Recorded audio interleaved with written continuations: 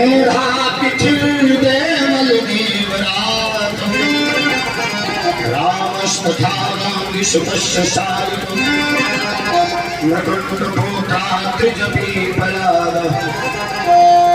योगेश्वर व्यास पराशर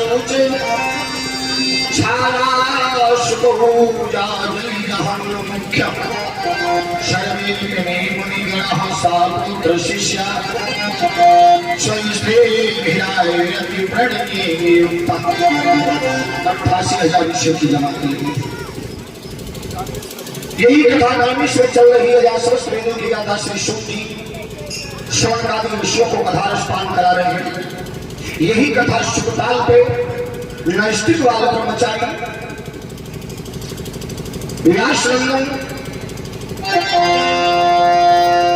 88,000 संतों के बीच में महान भक्त महान परीक्षित को 24 अवतारों की पावन गाथा का ध्यान रसपान करा रहे। सुखदेव जी कहते हैं सुनो महाराज परीक्षित, जब देखा है कि महाराज परीक्षित का कुछ मन कथा में तो लगा हुआ है लेकिन इनके हृदय के भी व्यथा भी। तो जिस समय कोई कथा सुनता है और फिर भी उसके हृदय में अगर चिंता के चिन्ह दिखाई दे तो समझ उसका मन संसार में लगा। इसलिए मन में विचार किया महाराज परीक्षित ने कि कथा सुनने के बाद भी अगर इनके हृदय से ये सांसारिक बातें नहीं गई तो फिर उनका मोक्ष नहीं होगा। क्योंकि एक बार चिंता कर ही चुके, एक बार शंका कर ही चुके। अब शंका करने से जो ये अमर कथा है अमृत का तो फल नहीं मिल सकता है, लेकिन मुक्ति का भी द्वार भी नहीं मिलेगा अगर ये मात्र भी इनका मन इस संसार में रहेगा।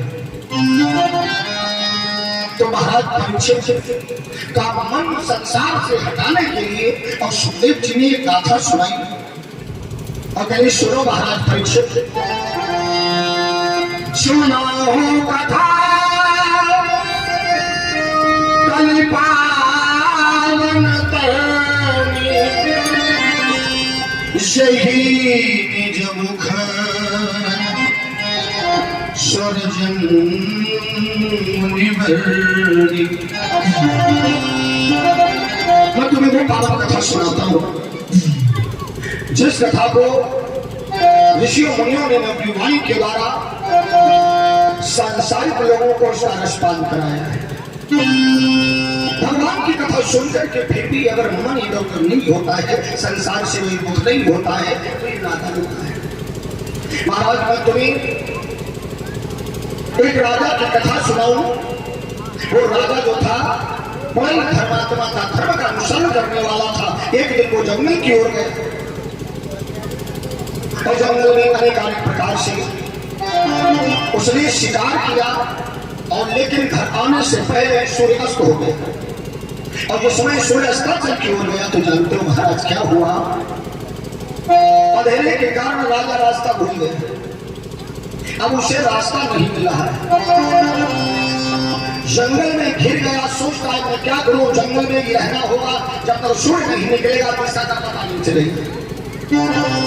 और रात्रि में जाने से खतरे से हम खाली नहीं। तो महाराज अपने हृदय विचार करता है कि मुझे अपनी रक्षा करनी है, लाओ एक रात के लिए हम कहीं पर छिप जाए। निशा गुजारन को चाहिए पर देखत कोई था, पर नहीं दिखे भवन कोई होता नहीं बुरा। सोचता है क्या करूं जो हमारी इस शंका का समाधान हो जाए। अब कोई रास्ता तो मिलता नहीं, मैं कहाँ छुपू? तब तक उसे क्या देखा, एक भवन था वहां बना,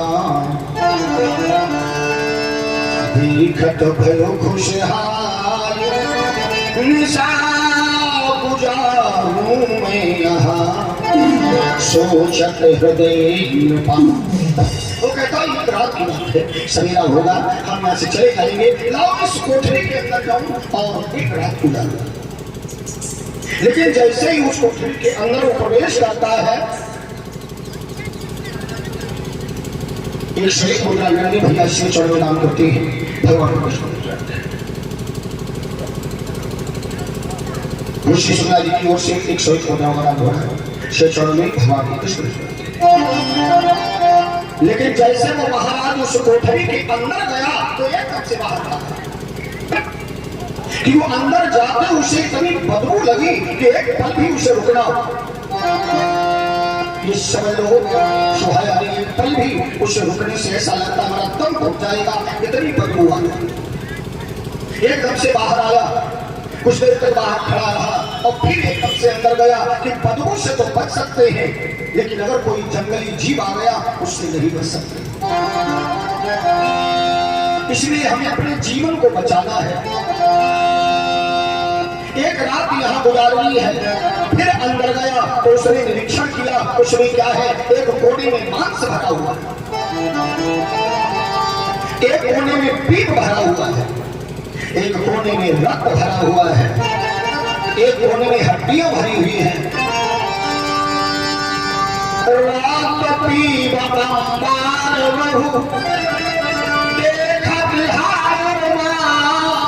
उसके अंदर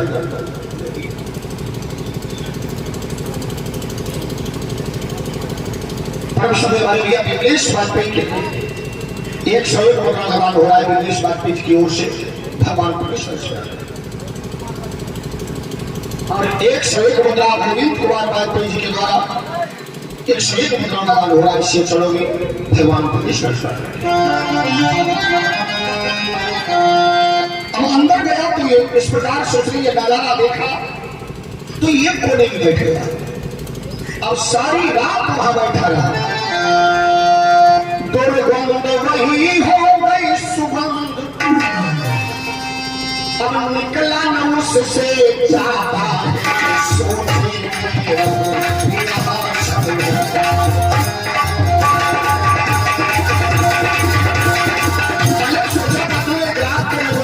सोने उसे रोका गया, लेकिन जब वहां बैठ गया तो वही दुर्गंध उसे सुगंध आ गई।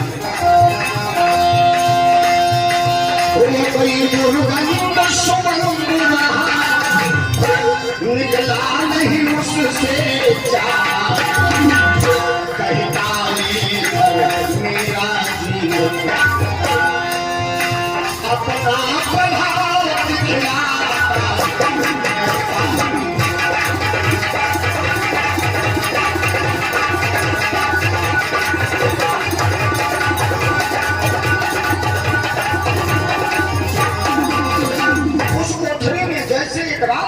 सवेरा हुआ, सूर्य निकल आया, चिड़िया चिचियाने लगी।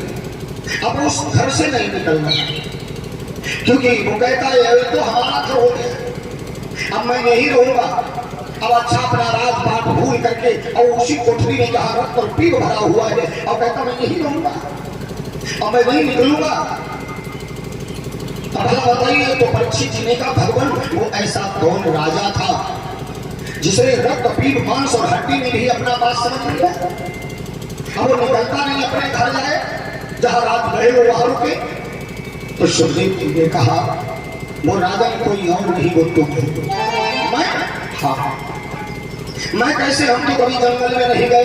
अरे आप जंगल में नहीं गए, ये संसार जंगल ही तो है और इसमें क्या है, और उसी के बीच संसार के बीच हमें शरीर मिला है। ये शरीर कैसा है तुम्हें मालूम है, ये शरीर भी हार मांस का ये ढेरी तो है। इस शरीर में क्या है, रक्त है, मांस है, मज्जा है और ये जीव इसमें आकर के और ठहर गया और ये बाहर नहीं निकलना चाहता। वो कहता यही हमारा घर है। अब भला बताइए आज तक किसी का शरीर अपना रहा, एक दिन शरीर से जब प्राण निकल जाते हैं तो इस शरीर को उठा के जला दिया जाता है। इसलिए महाराज अपना शरीर नहीं होता तो संसार में और कौन है। इसलिए संसार में जो व्यक्ति आया है इनके प्रकार किसी न किसी प्रकार से दुखी है। सुखी वही होता है, मिलता है सच्चा सुख केवल भगवान तुम्हारे चरणों।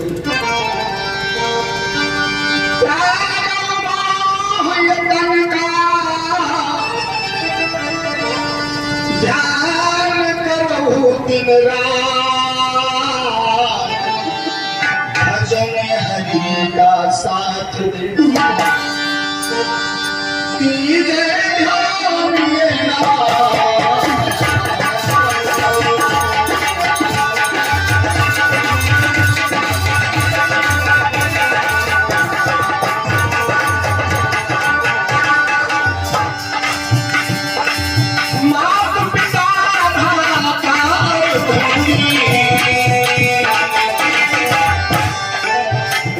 सब है स्वार्थ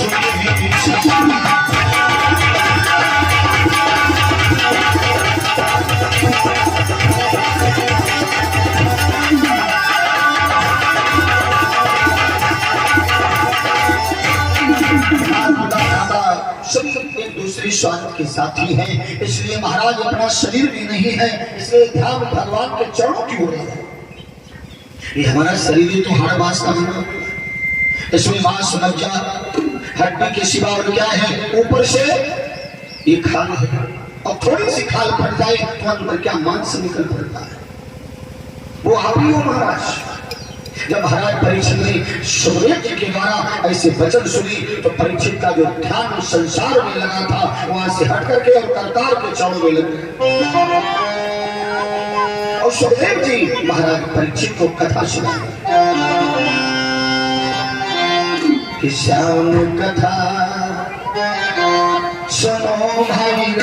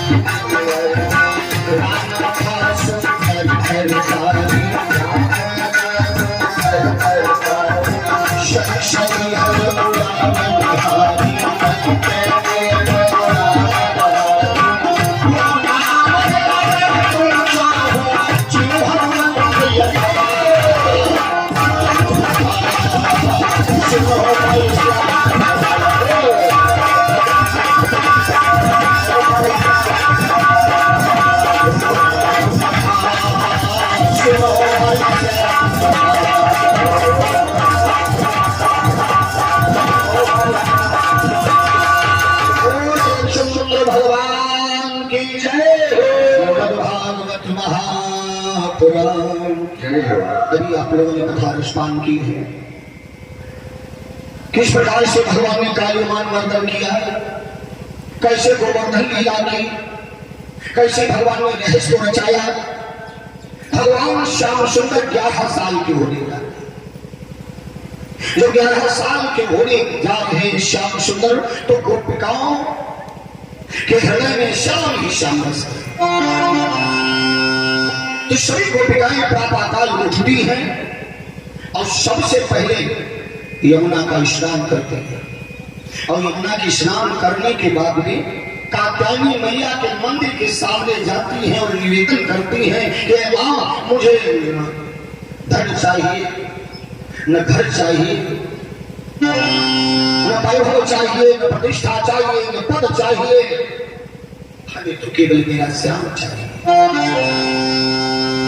कात्यायनी महामाया क्या निवेदन करती है महायोगिन धीश्वरी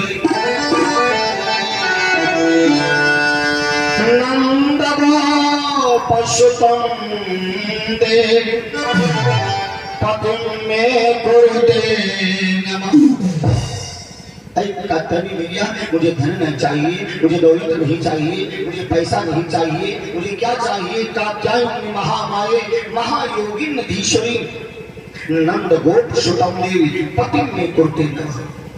नंद का लाला है, उसे हमारा पति बना दो, हमारा जीवन साथी बना दो, हमारे संकल्प को रखे और सवेरा उसे साथी बना दो। हमने और गोपियों में यही फर्क है।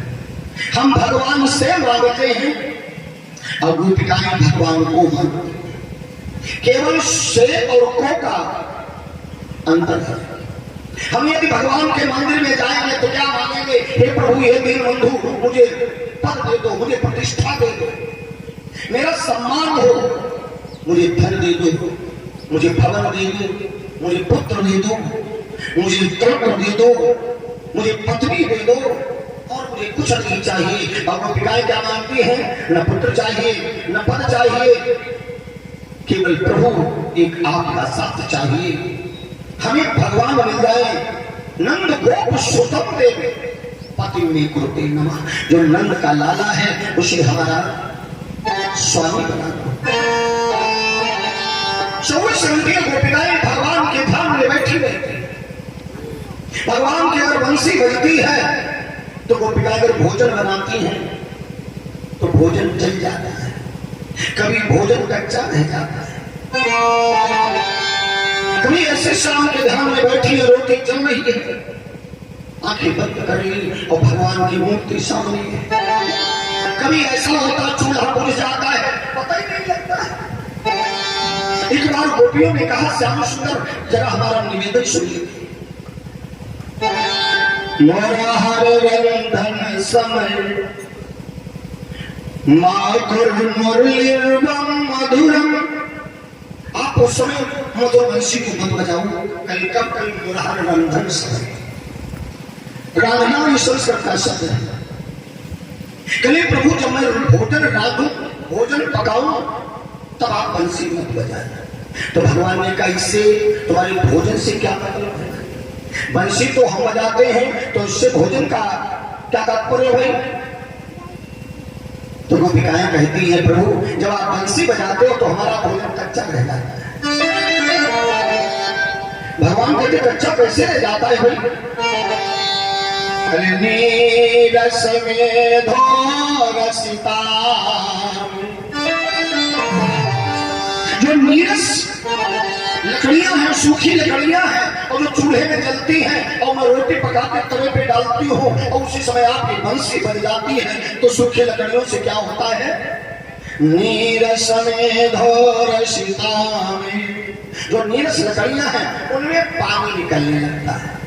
अब सोचो, जो सूखी लकड़ियां हैं, सूखी टहनियां हैं, उनमें पानी कहां से आता है? और चूल्हे में जल रही होती, अगर बंसी बजती है तो नीरस में धोरसिता में कृषानुरपेति कृषि करता। जिस समय लकड़ियों से पानी निकलता है, कृषाण मानी आग, और आग बुझ जाती है, और जब आग बुझती है तो तय की रोटी तय पे कच्ची रह जाती है, और घय की रोटी घय में कच्ची रह जाती है। इसीलिए घनश्याम मेरे प्यारे बंसी न बजाया।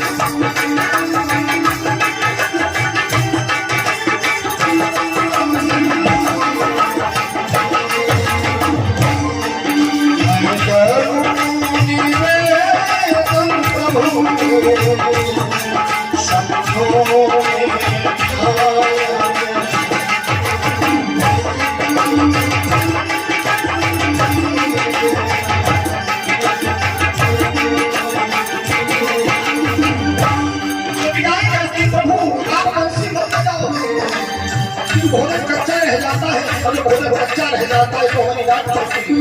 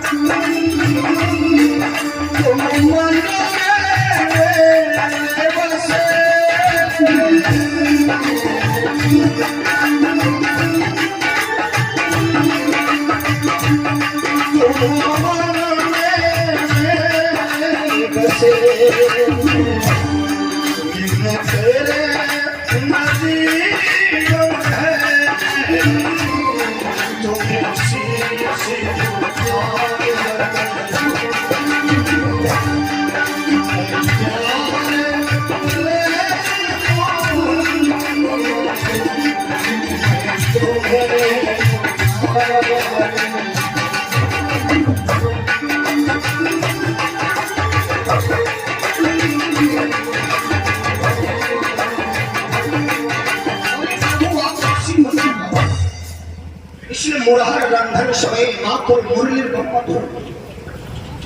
अब मधुवंशी गोपिकाओं की आंखों में आंसू आ जाते तो भगवान रात में बंसी बजाए। अपने भक्तों को इस प्रकार से चाहते हैं कि भक्त कहते भगवान वही करते हैं। तो रात में श्याम सुंदर जब बंसी बजाते हैं तो सभी गोपिकाएं रात में जग जाती हैं। चांदनी रात होती है और उस चांदनी रात में जब बंसी बजती है तो विशाखा कहती बंसी हमें बुला रही है, राधा कहती बंसी हमें बुला रही है। जो गोपी सुनती जिसका जो नाम है उसे लगता है बंसी हमें बुला रही है। तो गोपिकाएं अपने श्याम को रिझाने के लिए अपना श्रृंगार करती है, ऐसा श्रृंगार करती हैं ताकि भगवान की नजर हमारे ऊपर हो जाए। हम भगवान को क्यों सजाते हैं, हम भगवान को क्यों तिलक लगाते हैं, हम भगवान को क्यों माला पिढ़ाते हैं, हम भगवान को क्यों ताज पिढ़ाते हैं। इसलिए पिढ़ाते हैं कि प्रभु मैं तुम्हें सजाऊं, आप हमें सजाओ। क्योंकि सजना है, सजना के लिए भाई नारी क्यों श्रृंगार करती है, अपने पति को रिझाने के लिए। और गोपिकाएं कहती है आपने तो हमारे पति को, इसलिए भगवान को हम सजाते हैं और भगवान के प्रति उनका रुझान हमारे ऊपर हो, इसलिए हम सज के उनके सामने जाते हैं। जब आज ये देखा है तो गोपिकाएं श्रृंगार कर रही है। अब देखिए मन कहीं दूसरी जगह हो, मन कहीं अपने प्रेमी के पास हो और उस समय कोई नारी कोई प्रेमिका अगर अपने को सजाए तो सजावट कैसी होती है जब तक मन उसके पास है। कैसी गोपिकाएं सजती है भगवान के सामने जाने के लिए। कानों की बालियां वो नाक में पहनी,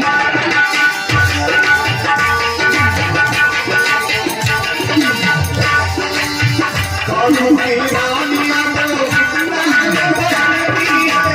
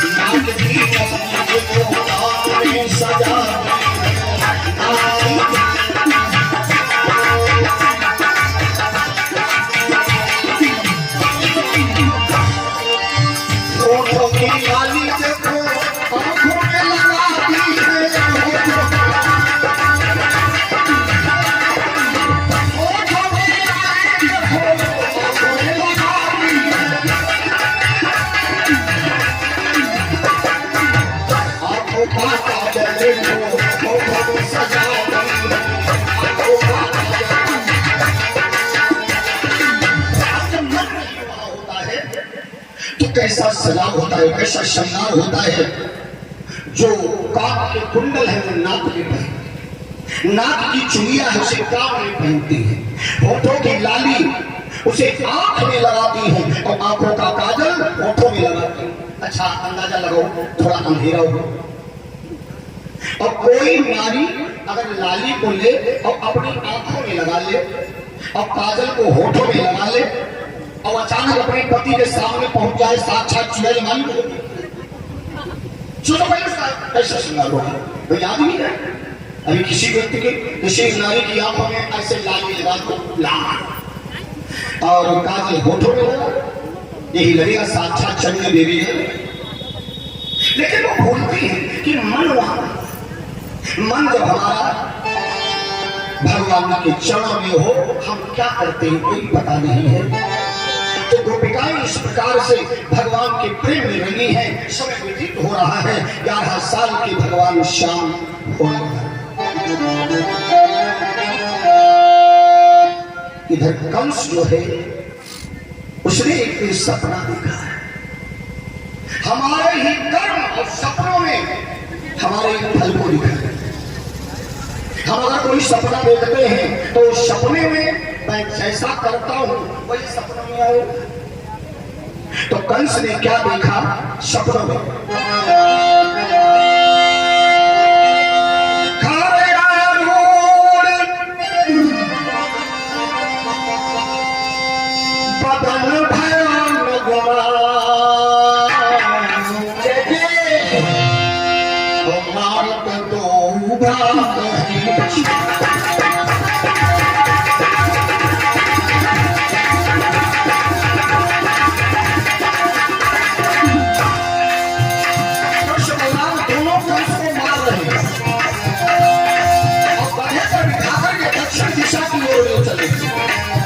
शरीर बेबस नहीं है।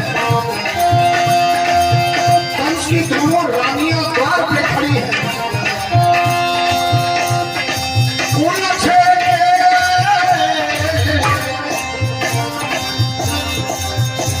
सिंदूर मिटावे नैनों से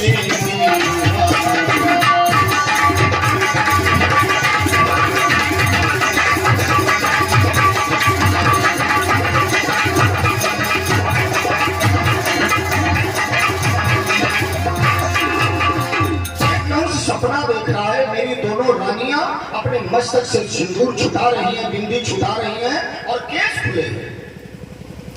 ये सपना देख रहा है। और दोनों रानियां आती और प्राप्ति जरासंध की बेटियां वो अपनी चूड़ियां तोड़ रही हैं और स्वयं साड़ी पहने। एक बात और बता दें, तो अगर पुरुष अपनी पत्नी को विधवा के रूप में देख ले, ऐसे पुरुष की बहुत जल्दी मौत हो जाएगी। इसलिए नारी को कभी भी अपने पति के सामने बगैर श्रृंगार के नहीं जाना चाहिए। नारी कोई नारी जब अपना सर धोए तो उस दिन तो बिल्कुल पति के सामने जाए, और जब जाए तो कैसे जाए? मांग ले सिंदूर लगाओ, चूड़ियां चमकीली हो, मस्तक पे बिंदी लगी हो, और पति के सामने जाए श्रृंगार करके। और अगर वो बगैर श्रृंगार के गई, बाल उलझे हो, मांग में सिंदूर न हो, मस्तक पर बिंदी न हो, और ऐसा सपना अगर पति ने देख लिया तो उसकी आयु छीन हो जाती है। इसीलिए हमारी मांग ऊंची होनी चाहिए, मांग। लेकिन आजकल माताएं मांग नहीं भरती हैं, आजकल मांग नहीं भरती, वो भी टेढ़ी भरती है। जबकि मांग सीधी होनी चाहिए, टेढ़ी नहीं होनी चाहिए। अब आज सीधी मांग नहीं, टेढ़ी मांग भरती है। साइड में इसे थोड़े बाले से कर ऐसा है। जानते हो, जितनी लंबी मांग भरोगी उतनी ही लंबी पति की आयु होगी। लेकिन जब टेढ़ी मांग क्यों हो गई है? टेढ़ी मांग इसीलिए हो गई है क्योंकि उल्टा पल्ला हो गया। उल्टा पल्ला तो उल्टे काम, तो टेढ़ी मांग। भाई यही तो है उल्टा। पहले सीधा पल्ला चलता था, अब सीधा पल्ला में उल्टा पल्ला चलता है। और उल्टा पल्ला होने लगा तो सब काम उल्टे ही होंगे। यहाँ पर देखो, पहले कितनी सुंदर पहुंच की पूरी बनती, तुमने भी खाई होंगी, खाई लो, इनकी भी शादी हुई कोई ऐसे थोड़ी। हाँ, तो कितनी सुंदर पहुंच की पूरी होती थी, और माताएं उन पूरियों को जब बेलती थी तो उसमें मंत्रों की रस को मिलाती थी।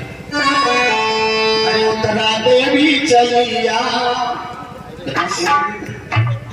सोचो पहले कढ़ाई चूल्हे पर रखी है और उसमें तेल है और वो खौल रहा है और उसमें पूड़ी बेल रही है। अब क्या कहती है, कैसे माता को बुलाती है, अरे उतना देवी चलिया तुम बिना भवन सुनेगा।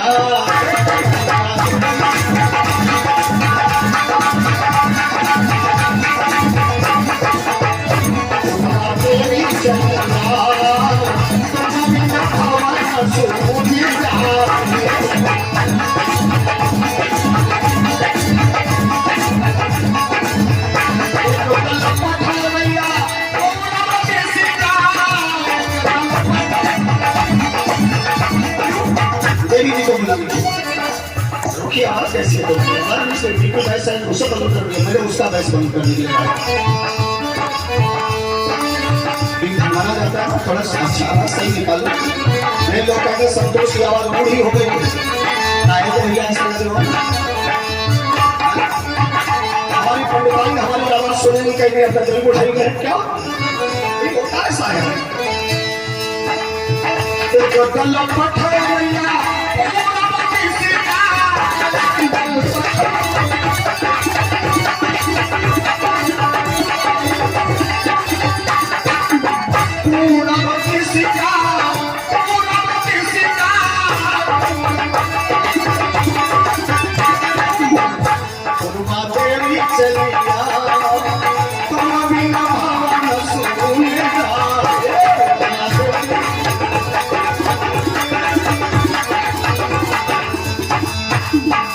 सुंदर सुंदर गीत गाए जाते थे।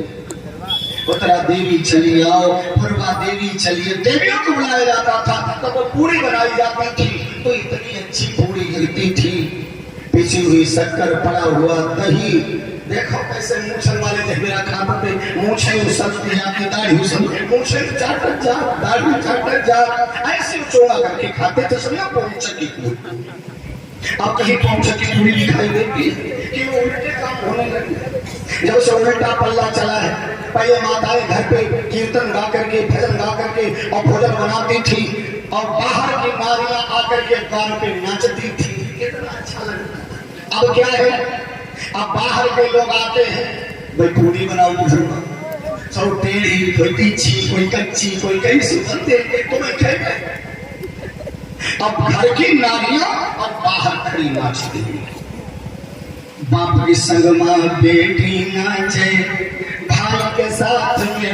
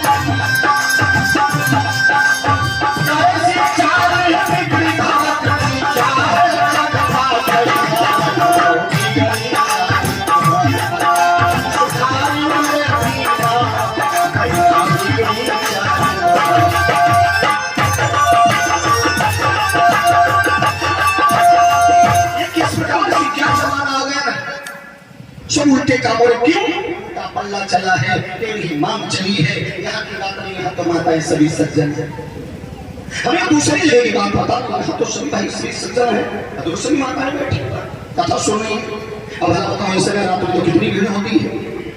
तो सभी माताएं यहाँ, तो सभी माताएं धार्मिक प्रवृत्ति की हैं, रोज सवेरे उठ के अपने अपने पति को प्रणाम करती, पानी छूती। हमने खूब सुना है खलियाए में यहाँ खूब माताएं बहनें जो अपने पति को प्रणाम करती, पानी छूती और सब नहीं गिरा और क्या है ना। हमारी मायू पानी छूती, मामा पानी छूती रोज डेली, क्या बढ़िया बात है। तभी देखो हमारे मामा पास में बैठे हैं। अब छूना चाहिए प्रातः काल सबसे पहले अपने पति को प्रणाम करना। जो नारी अपने पति को प्रणाम करती है उसका शुद्ध होता है। बीच से मांग भरा करो और जितनी लंबी मांग होगी बतौरी पति की आयु लंबी होगी, तिरछी मांग भरोगे पति तिरछे चलेगा, फिर तुम का गई हो जाएगा सोधे चलते रहिए तिरछा चलाओ तो ये तुम्हारे चलाओ न तिरछी मांग भरो क्यों राजनी भैंस बने न तिरछी मांग भरो। अब बेचारे चुप हो गए, सोचो तो ये हमारे घर के तो घेरे को बैठे हुए पंडित का है लड़ाई करवा दिया काम यही बैठे हाथ उठाओ का धन देकर बैठे। अच्छी बात है, पति पत्नी को दोनों को कथा सुनने का अधिकार है, दोनों साथ साथ में कथा सुने तो कहते सतुना लाभ होता है। तो इसलिए जिस समय कंस ने देखा कि मेरी दोनों रानियां द्वार पे खड़ी है और विधवा के रूप में है, अब कंस कहता है अरे तुम लोगों ने अभी तो मैं जिंदा हूं तुमने ऐसा भेष क्यों बनाया है? अरे मुष्टिक चारूर को बुलाओ, ये दोनों बालक मुझे लिए जा रहे हैं, मुझे पुछड़ाओ। मुष्टिक चारूर वेदवंत वज्रवंत शक्तिशाल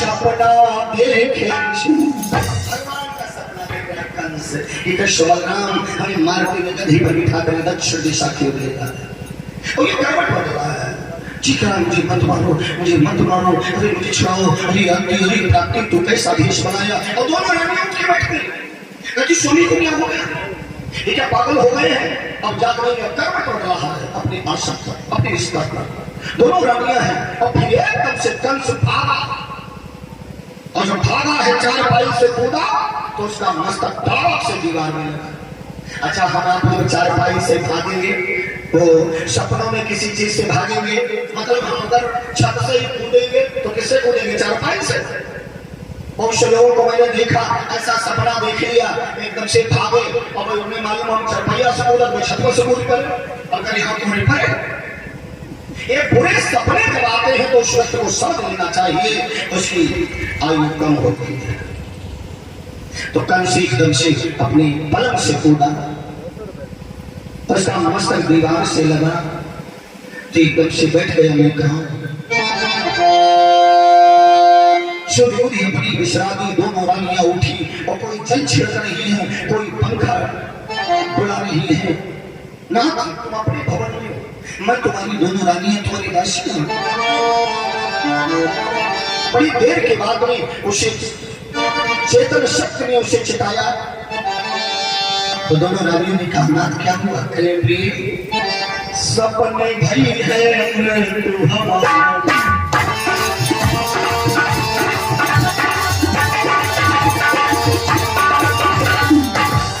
आज सपनों में हमारी प्राण निकल गए। अब सोचो कैसा वो मंदिर रहा होगा जिसने सपनों में अपनी मौत देखी। सपने भई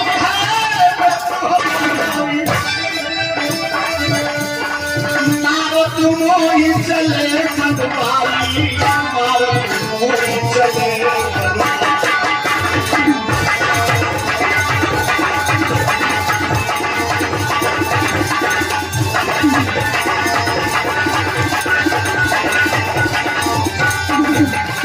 कृष्ण और बलराम मुझे गधे पर बिठा करके दक्षिण दिशा की ओर ले जा रहे थे।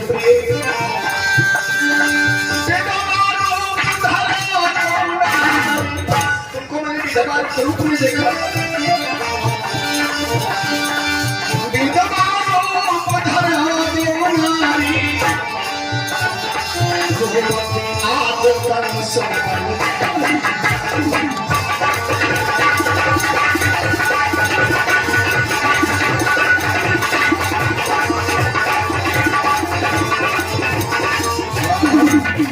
जिस कंस को 60,000 हाथियों का बल था, 60,000 हाथियों। 9 साल की अवस्था में इसने जरासंध के यहाँ जो कमैया के हाथी था और उस हाथी को फेंक दिया था जिसे 60,000 हाथियों को। इसलिए जरासंध ने अपने दोनों बेटियों का विवाह कंस के साथ कर दिया था। जो समय जरासंध संयुक्त राष्ट्र का राष्ट्रपति था, सारे विश्व का राष्ट्रपति था। जरासंध इसके पास वीटो पावर था। जैसे अमेरिका के पास वीटो पावर है, जैसे चीन के पास वीटो पावर है, ऐसे इसके पास वीटो पावर था। ये चाहता जिस राजा को उसकी सरकार रह सकती थी, जिसको चाहता उसकी सरकार को उखाड़ के फेंक देता था। इसीलिए लोग इसके पास टैक्स देने के लिए जाते थे। दोनों रानियां बोलने लगी, कहीं ना था सपना अच्छा नहीं है कि आपने सपनों में मुझे विधवा के रूप में देखा। जब कोई ऐसा सपना देखो और आंखें खुल जाए और देखो 4 बजा है, तो कोशिश करो सो जाओ। सोने से सपने का थोड़ा फल कम हो जाता है। अब अगर नींद ना आए कि नींद तो नहीं आती, इतना भय हो जाता है। तो जब नींद ना आए तो क्या करो, फौरन उठो। अब कोई गौ बंधी हो, अब गौ के पास जाओ और उस गौ की पूंछ को अपने ऊपर 5 बार उतारो। अब गौ के चरणों की धूली लो अपने मस्तक में लगाओ और कहो, हे गौ माता, तुम्हें तो देवताओं का निवास है, इसलिए मेरे ऊपर क्या ये संकट आने वाला है। आप मेरे उस काल रूपी संकट को अपनी पूंछ से झाड़ दीजिए, पूंछ से। तो इससे जो है सपने का प्रभाव कम पड़ जाता है। अगर सपनों में यदि ऐसा सपना है भयानक कि मृत्यु होने वाली है और आपने ये कार्य किया, तो मृत्यु नहीं होगी, चोट जरूर लगेगी, प्राण बच जाएंगे। दोनों रानियां कहती, नाथ ये सपना अपने गुरु से कहो कि आपने मुझे विधवा के रूप में देखा। इतना कही दोनों मंगलाय, हाय विधाता सपनों में अब पति हमारे वैधव्यपन का दर्शन करे। प्रातःकाल हुआ, कंस इतना दुखी है, शायद आज तक कंस कभी दुखी नहीं हुआ जितना आज दुखी है। आज कंस रोया नहीं, जो जिंदगी में सभी को रुलाता था आज वो स्वयं रो रहा है। और उसी समय देवर्षि नारद जी पहुंच गए। जयति जगत माया इस काया ध्वस्ते, वचन रचन में तुम केवल चाकले। ये वो नारद जो कृपा की दृष्टि करते हैं उसे भगवान मिल जाते हैं। ये वो नारद है जिन्होंने कायाधोपुत्र प्रहलाद को मंत्र दिया था, तो प्रहलाद ने भगवान को खम्भे से निकाल दिया। ये वो नारद है जिन्होंने सुनीति कुमार ध्रुव को मंत्र दिया था, तो 6 महीने में भगवान को प्राप्त करवा दिया था। आज कंस ने जिस समय अपने गुरु को आते हुए देखा तो तत्काल ही सिंहासन से जमीन पर आ गया और साष्टांग प्रणाम किया। शीतल जल चरण पखार,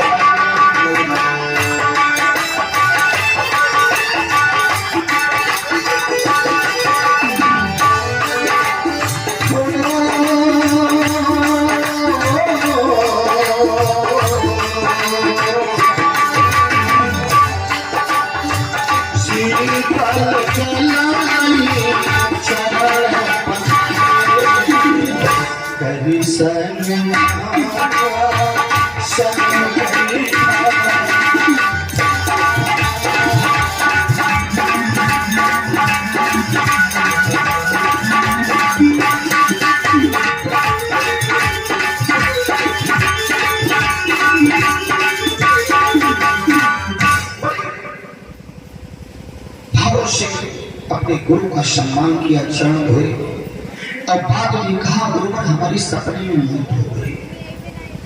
हम गधे पर बैठ करके और दक्षिण दिशा की ओर जा रहे थे।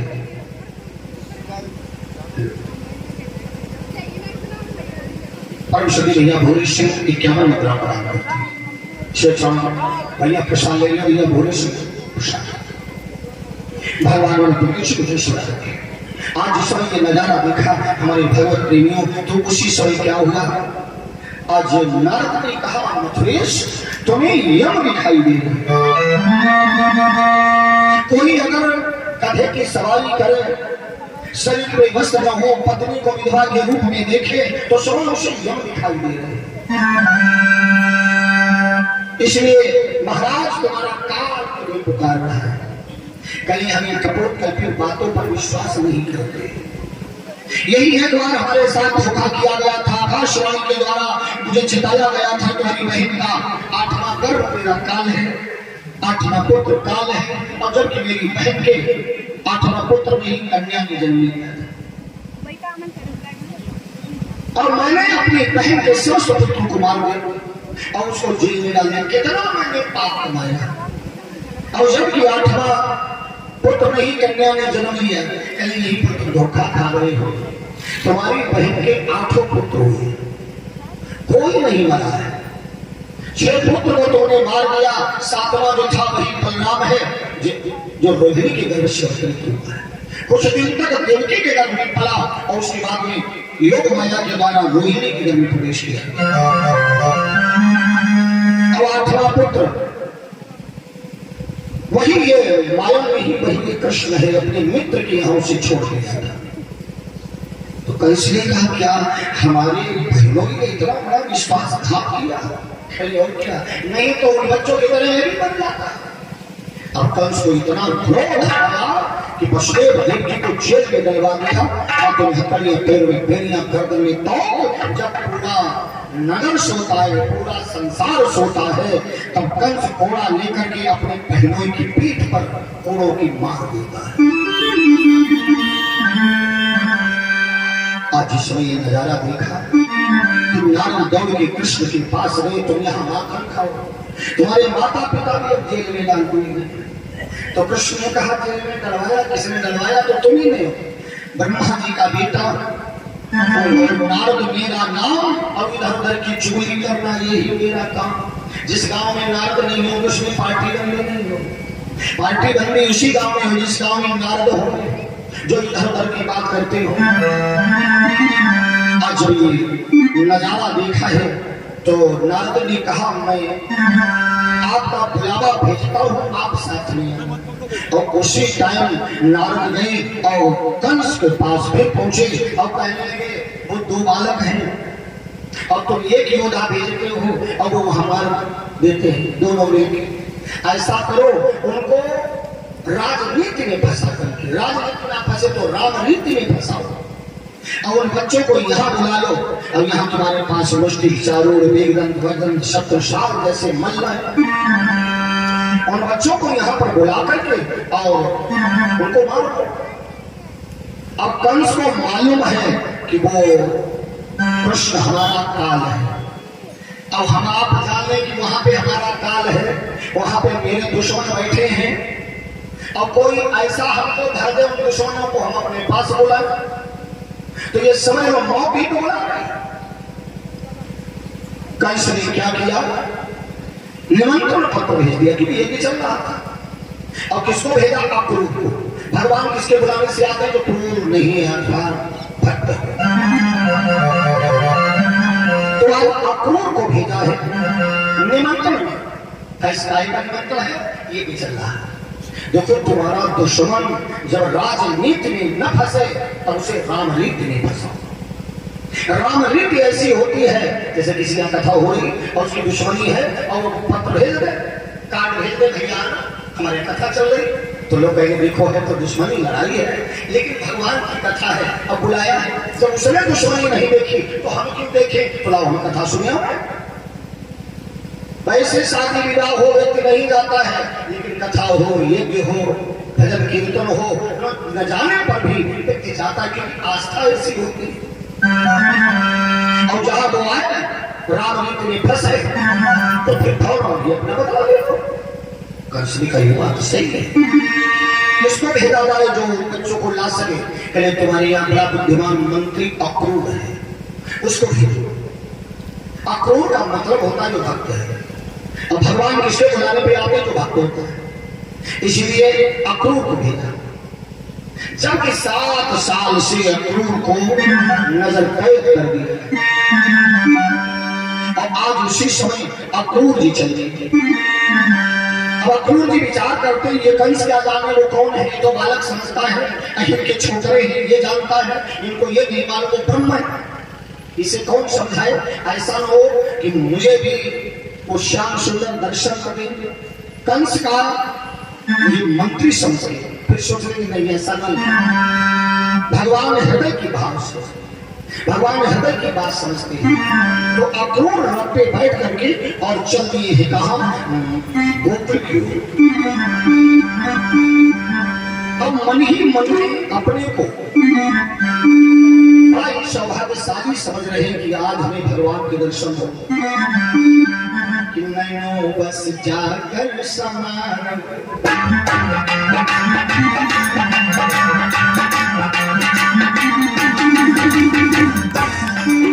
नैनो बस जाकर समान हो, कमल नयन के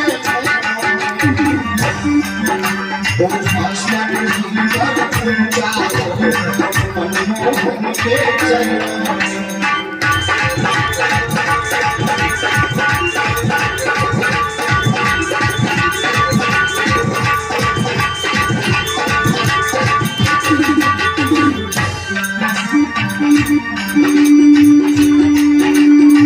मस्तक हाथ भगवान के चरणों में तो मिलेगा, वो अपना सौभाग्य बताएगा। आंखों भगवान की मूर्ति को अपने तल को बसा लेना।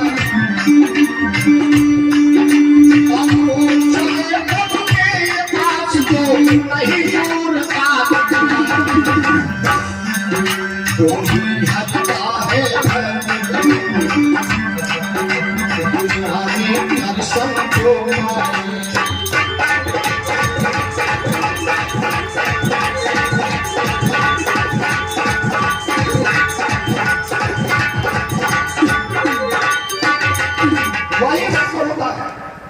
कि संसार में रह करके और भगवान के दर्शन करता है। तो अक्रूर जिस समय वृंदावन में प्रवेश किया तो सबसे पहले भगवान ने दर्शन किया। अक्रूर ने देखा रथ में बैठे बैठे एक बालक एक पेड़ की डाल पर बैठा है, बड़ा सुंदर बालक है, और वो बार बार हमारी ओर देख रहा है, मुस्कुरा रहा है और कहता है कि आ गए तो चल गए। अब अक्रूर कहते हैं हमने तो इसको कभी देखा नहीं। अक्रूर कहते हैं हमने इसकी हमारी इसकी कोई जान पहचान है, अब ये हमसे क्यों कह रहा है कि आ गए। भाई आप कहीं जाओ, किसी गांव में जाओ और उस बच्चे को कभी देखा ना हो और अचानक वो बच्चा तुमसे मुस्कुरा के कहे कि आ गए, तो तुम असमंजस में पड़ जाओ। अक्रूर ने कहा कि कौन है? बनवाली घनश्यामा पीठवासा मनोहर कांची कलापरुचिरो लसत मुकुट कुंडल, कानों में मकराकट कुंडल, पीठ सजा करके अक्रूर की ओर देख रही है। अक्रूर जब उस बच्चे को आंख बंद करके देखते हैं तो वो पास में खड़ा होता है, और जब आंख खोल देते हैं तो वो दूर हो जाता है। अक्रूर कहते हैं कैसा बालक है, आंखें बंद करता हूं तो आभास होता है मेरे सामने खड़ा है, और अगर आंखें खोल देता हूं तो वो दूर हो जाता है। मतलब हमारी आंखें हैं संसार को देखने की बताई, हम इन आंखों से भगवान का दर्शन नहीं कर सकते। जो आंतरिक हमारी आंखें, जो हृदय चक्षु है, हम उनसे भगवान का दर्शन करते हैं। इसलिए हम कहते चलो भैया वैष्णो देवी चले, देवी जी के दर्शन करें। और जब देवी जी के सामने जाते हैं तो सामने जाते जहां हाथ जुड़े तो आंखें अपने आप बंद हो जाती।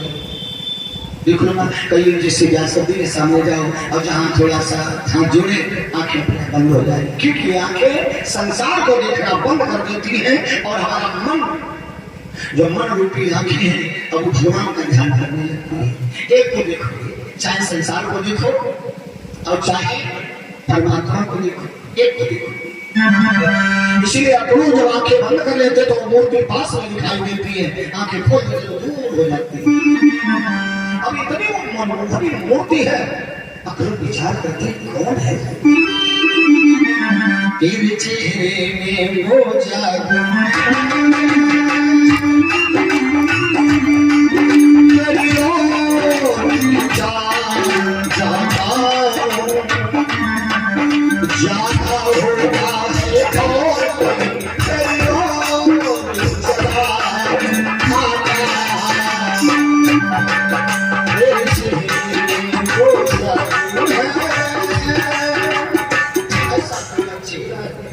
ऐसे तेरी सूरत है। अरे दीन बंधु, और आज ने देखा वो बालक उसी की ओर ध्यान है और क्रूर को पता ही नहीं कब बाबा नंद के द्वार पे पहुंचे। बाबा नंद ने जिस समय देखा हमारे दरवाजे पे सरकारी गाड़ी आई तो एकदम से दौड़ करके और अक्रूर को हृदय से लगा लिया। अरे मेरा भाई आ गया, मेरा अक्रूर आ गया। अरे वो करेला की मिलिया, अरे देखो ना हमारा भाई आ गया 7 सालों के बाद में। अंदर ले गए, जलपान कराया, फिर एकदम से उस पत्र लिया। बाबा नंद ने उस पत्र को पढ़ा तो पढ़े तो ये पत्र अक्रूर को वापस कर दिया कि अगर भैया इसलिए आए हो हमारे भैया निमंत्रण देने के लिए, तो कल से हमारा कोई व्यवहार नहीं है। जो हमारे बच्चों को मारना चाहे, जो हमारे बच्चों का दुश्मन है, वो हमारा दुश्मन है। इसलिए भैया आप मन नहीं पाओ, जब चाहो तो रहो, बाद में चले जाना, लेकिन हमें कंस का निमंत्रण नहीं स्वीकार। जहां छल हो, जहां कपट हो, जहां पाखंड हो, जहां झूठ हो, और वहां पर यज्ञ होता हो तो इसके मतलब सात्विक यज्ञ है, उसमें कुछ रहस्य जरूर छिपा है। तो अक्रूर ने धीरे से दूसरा पत्र निकाला, उसमें लिखा मालूम हुआ अक्रूर जी जा रहे हैं निमंत्रण का पत्र लेकर के। तो आज वसुदेव ने जेल के अंदर एक पत्र लिखा है और कहीं अक्रूर को दे देना, अब कह देना मेरे मित्र ये को दे देना। तो उस पत्र को जब पढ़ा है जिसमें लिखा है मित्र नंद, तुम्हारे एहसान को हम जिंदगी में कभी छुपा नहीं सकते, क्योंकि ऐसे संकट में मेरी पत्नी आपके घर रही, मेरे पुत्र आपके घर रहे और उनको ये महसूस नहीं हुई भैया ये किसी दूसरे के पुत्र है, अपने बच्चों की तरह तुमने पाला है। लेकिन एक बात और बताए मित्र, अब कंस को इस रहस्य का पता हो गया है कि कृष्ण बलराम हमारे पुत्र है। मैंने तुम्हारे यहाँ छिपाया था कि तुम 9 भैया हो, तुम्हारा वर्चस्व भी है, तुम्हारे यहाँ एकता है। गोकुल वृंदावन वर्षावन में ऐसे लोग हैं नंदगांव में जो बाबा नंद कहते हैं कार्य वही होगा। और जहां एकता होती है वहीं पर सब लोग बलवान, वहीं पर बल होता है, वहीं पर शक्ति होती। जहां एकता होती है, जहां एक दल होता है वहां बल होता है। और जहां पर दल होता है, 2 दल बन जाए तो 2 दल का मतलब क्या, दल में फंसा। और जहां एक दल होता है, एक दल जहां है वहीं पर संगठन, वहीं पर बल, वहीं पर एकता, वहीं पर जो है शास्त्र होती है। तो आज जब देखा तो उस पत्र को पढ़ा, बाबा नंद यशोदा से कहने लगे ऐ नंदरानी मेरा मित्र संकट में है। और ऐसा कहते हैं कि दोस्त हो, संकट में दोस्त ही काम आता है। धीरज धर्म मित्र रुलानी। हम संकट में अपने मित्र को भी आजमा सकते हैं, हम संकट में अपनी पत्नी को आजमा सकते हैं, हम संकट में अपने स्वयं धर्म को अपना सकते हैं। धीरज धर्म मित्र रुलानी आप इस शरीर को 4 का परीक्षण कर सकते हैं, हम अपना भी परीक्षण कर सकते हैं। हमने कितना धर्म है, हमारा धर्म कब दिखता है कमजोरी में, हमारा धर्म कब दिखता है गरीबी में, हमारा धर्म कब दिखता है जब कोई न कोई कमी होती है। यशोदा कहने लगी जब 11 साल से पाला, पहले किसी ने नहीं कहा लाला हमारा है। और आज जब मैंने 11 साल से पाला, एक लोटा जल के लिए हुआ तो सब कहने लगे हमारा लाला। और उसमें वसुदेव कहाँ थे जिस दिन दोपहर तक हमने बच्चे को लिए बैठी हुई, भाई जिसका हो उसका ले जाओ, तो कोई नहीं आया। जब मैंने पाला पोसा, इतना बड़ा किया, एक लोटा जल के लिए हुआ, तो आप सब कहने लगे लाला हमारा। तुम्हें तो मालूम है तुम्हें है, तुम 9 भैया हो, तुम्हारे किसी के संतान में यही एक बच्चा है जो 7 घरों में दीपक जलाता है। इसलिए मैं इसे कैसे दे सकती हूँ। इतना कह रोने लगी, देखो यशोदा माँ, और उसी समय घनश्याम ने माखन मांगा। ये भैया मुझे कलेव दे दे, मैं तुम्हें छोड़ने जाना है। ये भैया बाहर किसका है? ये भैया ये कौन है? तो यशोदा ने हृदय से लगा लिया, तुम्हारी चाचा। करीब जाकर के प्रणाम किया। ये क्यों आई है? कहीं से यहाँ से निमंत्रण आया है। उनके आगे भी चलता है। ये भैया मैं भी एक देखने जाऊंगा। ये भैया मुझे भी भेज दे, तू तो कहीं भी भेजती नहीं। मैं भी देख के आऊं मथुरा नगरी कैसी है, सुना है वहां ऊंचे ऊंचे मकान है, वहां रहन सहन राजाओं जैसा है, देखा है कैसी की हवेली बनी है। मैं भैया मुझे भेज दे, मैं देख के आऊं। माता पिता हर प्रकार से अपने को रोक सकते हैं, लेकिन बाल हट जब हो जाता है तो उसके आगे माता पिता झुक जाता है। बाल हट यशोदा ने चाहने पर भी